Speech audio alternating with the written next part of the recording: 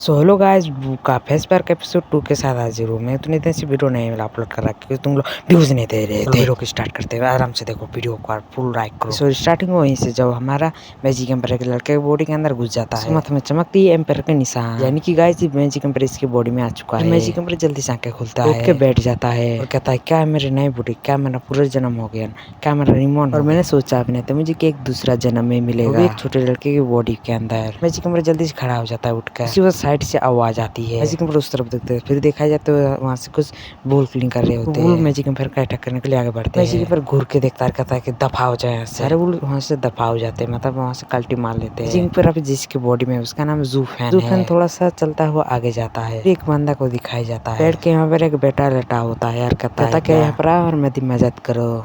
जूफेन उसके तरफ देखते यार, कहता है कि लगता है मुझे जानता होगा। अच्छी बात ये भी सेकंड लेयर पर है, ये बात बहुत ज्यादा स्ट्रेंथ है। जूफेन आगे बढ़ता है यार, कहता है ये तो बहुत अच्छी बात है, मैं इसकी बॉडी को एब्जॉर्ब कर लूंगा। जूफेन जाके उसके माथे पे हाथ रख देता है यार, कहता है कि मैं पूरी बॉडी पार भी एब्जॉर्ब। बंदा कहता है जूफेन से तुम क्या कर रहे हो जूफेन। जूफेन सामने से उसको कोई जवाब नहीं देता। बंदा कहता है तुम जूफेन है, तुम कुछ और हो। फिर मैं जूफेन कहता है कि मैं जूफेन नहीं, मैं मैजिक कुछ ना सीक्रेट टेक्निक डोंट टच। साथ ही उसके पूरे शक्ति को एब्जॉर्ब कर लेता है। उसके बाद बंदा चिल्लाना चालू कर देता है। यहाँ दिखाते जूफेन और कल्टीवेशन कर रहा था बेटा, और उस बंदे का हड्डी भी दिखाई जाता है, शायद उसका पूरा पावर ही एब्जॉर्ब कर लिया। टच टेक्निक बहुत ज्यादा प्योर है, डेविल लोग यूज करते हैं इस टेक्निक को।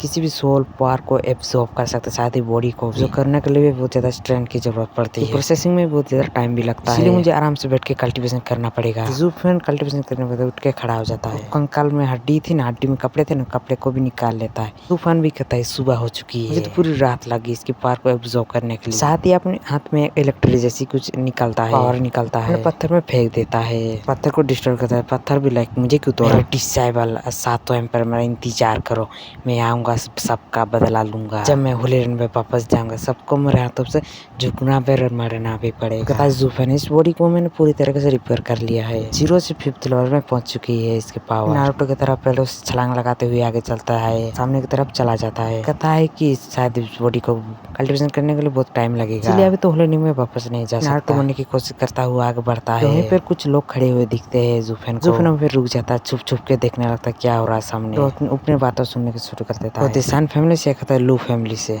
क्लन से एक लड़की है कि उसका छोटा भाई होता है, उसका वो एक बॉडी गार्ड। लू फैमिली का गार्डियन उससे कहता है, सान फैमिली से कहता है सान गांजिया तुम लोगों ने हमारे फैमिली को धोखा दिया है, इसलिए तुम गद्दार हो। फैमिली का एक हेड का नाम होता है सान गांजिया। सान गांजिया कहता है टोंगलिंग तुम्हें तो पता भी नहीं, इसके बारे में तुम्हें बिल्कुल भी नहीं पता। इतने साल हो गए हमारे साथ तुमको काम करते हुए, अभी तक हमने समझ नहीं पाए हम लोग किस तरह से काम करते हैं। फैमिली की लड़की कहती है उससे तो इसकी वो टेक्निक हमारी है, पिछले जनरेशन से हमसे चले आ रही है। वाला टेक्निक तुम लोगों को नहीं देख सकती, शादी मारी ना डालो फिर भी तुमको नहीं देंगे। इसका छोटा भाई कहता है सिस्टर मुझे रोकना मत, मैं इसको सबको जाके पहल दूंगा उधर ही, मैं हाथों से इसको मार डालूंगा इधर ची। रूपन उसकी तरफ देखता है, कहता है बहुत ज्यादा खतरे में है, पेंटेड ने दोनों तरफ से घेर रखा है, अब सीक्रेट टेक्निक नहीं देंगे, शायद उन लोग को शायद मार सकता है, इसको मार डालेंगे। लेकिन मैं लू फैमिली की चिंता मत क्यों करूँ, मैं क्यों करूँ, मैं उसको रिश्तेदार रखता हूँ, नहीं मैं इसके लिए नहीं करूँगा। फिर कहते हैं मुझे दर्द क्यों हो रहा है, शायद मुझे इस सबसे फर्क नहीं पड़ता, मेरे फिर मेरे से कुछ ना ब्ला ब्ला भाग जाओ यहाँ से। तो एनिमी जैसे करतब दिखाते हुए यहाँ से भाग जाता है। रास्ते में अपने दिल में हाथ रखता है, कहता है चिल्लाते हुए कहता है मेरे दिल पे इतना दर्द क्यों हो रहा है, मेरा दिल इतनी देसी धड़क बार यही फील